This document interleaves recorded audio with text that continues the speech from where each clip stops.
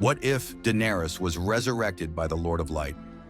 The resurrection of Daenerys Targaryen, a new era of fire and blood.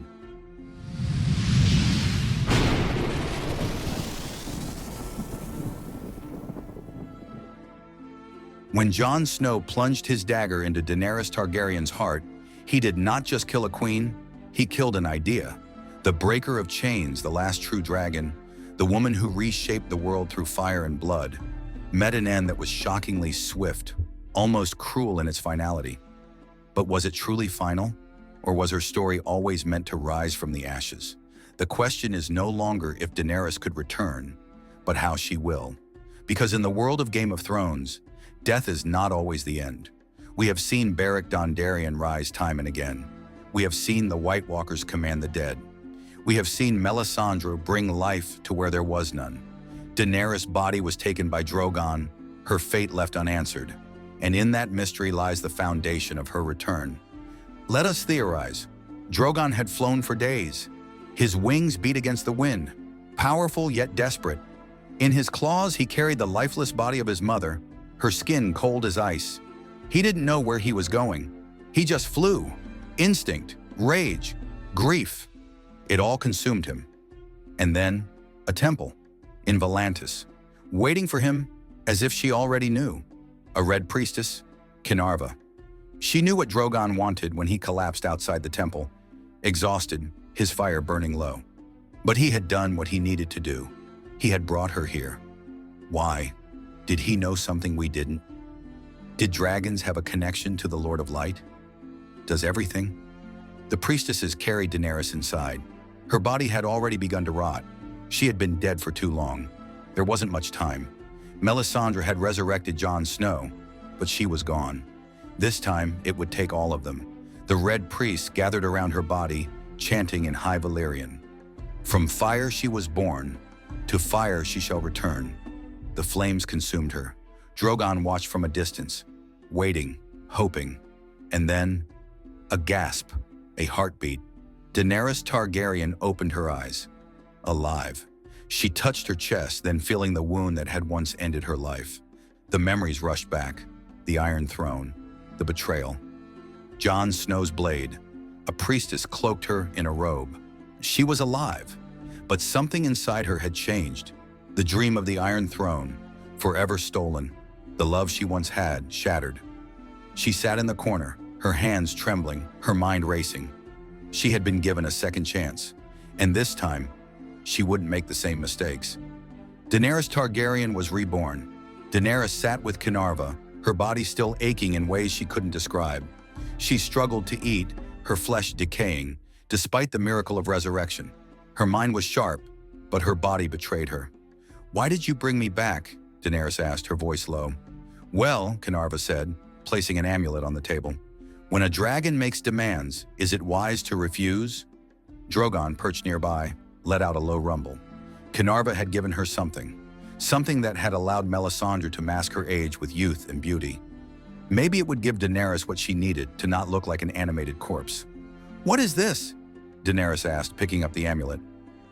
"It will not heal your body," Kinarva explained, "but it may help you regain your strength, or at least mask the damage." Daenerys studied it, her thoughts turning cold. She had been betrayed, not just by Jon Snow, but by everyone. Her army had abandoned her dragons were dead, and her dreams had been shattered. But she had been brought back, and she would make them all pay. For now, though, she would remain silent. Let them think her dead. The Unsullied sailed east, their course set for North.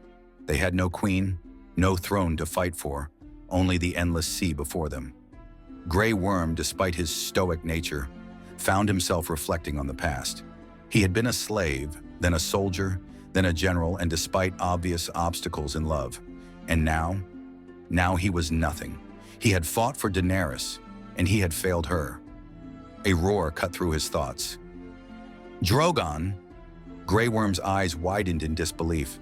The Unsullied turned their heads to the sky, and there, above them, was Drogon, flying fast, wings beating against the wind, and on his back, Daenerys, alive. She stepped down from Drogon with the grace and authority she had once commanded. Her presence was undeniable, but her expression, cold, unreadable, sent a chill through the ranks. But then they saw it. Disgust, anger. She scanned the unsullied, her once loyal army, and for the first time she saw them as something less than warriors. "You failed me," she whispered, her voice cold. Grey Worm took a step forward, his eyes filled with shame. He had no words. He couldn't explain. His failure was in his eyes, and Daenerys saw it all. "Why are your heads not on spikes?" Daenerys thought, but didn't say. Her army, once a source of pride, now seemed like little more than a reminder of her failures. Grey Worm clenched his fists, but Daenerys was different now. She had returned from death with a single purpose: to make them all pay.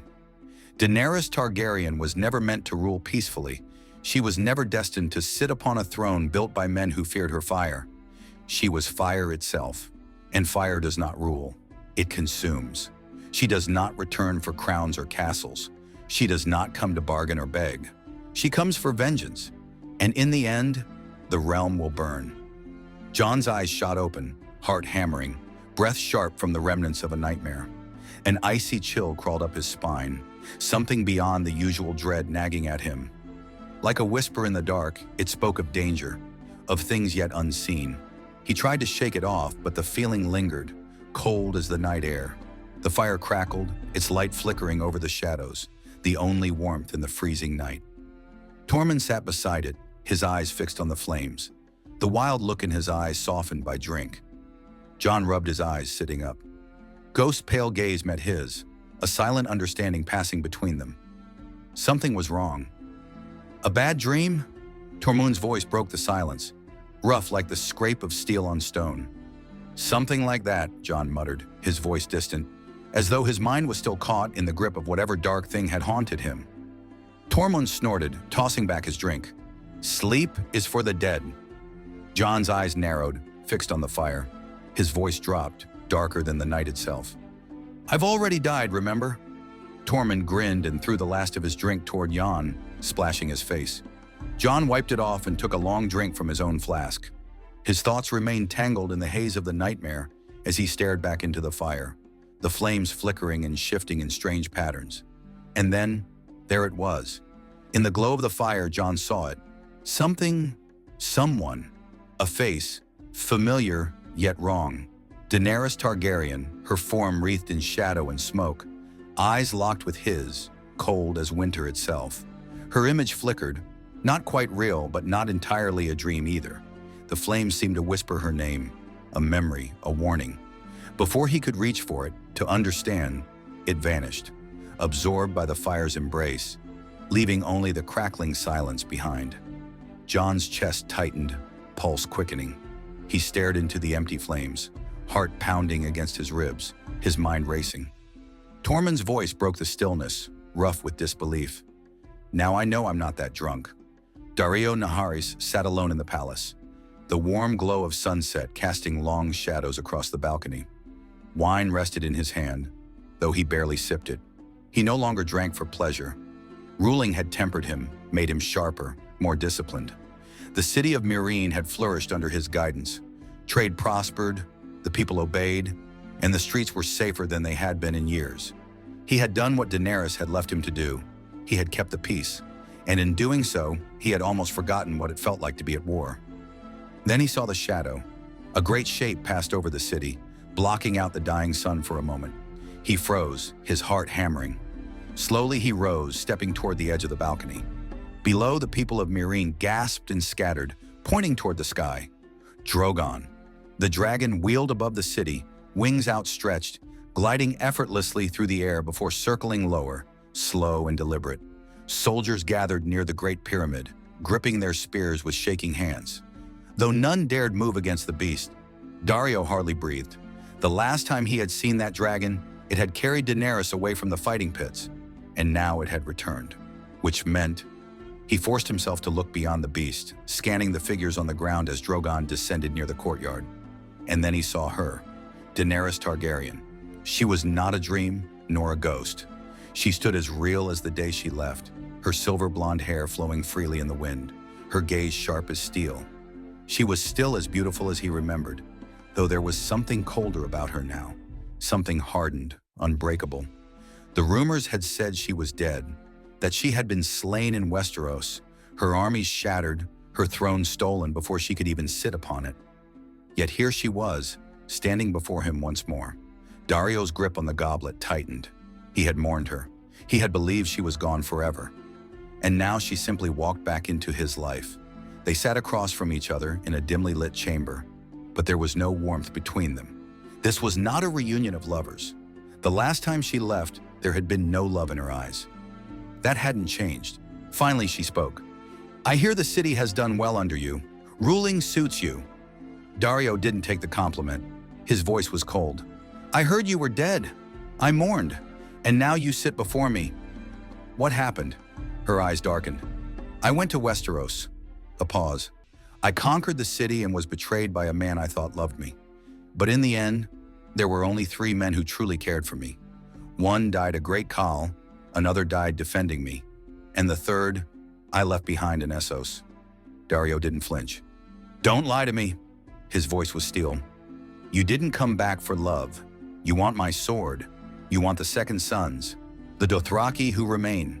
You want revenge." Daenerys didn't deny it. "What would you have me do?" Daario leaned forward. "Stay." The word was quiet but firm. "You had everything here. A kingdom, dragons, a people who loved you. And you left it all for a throne you never even sat on.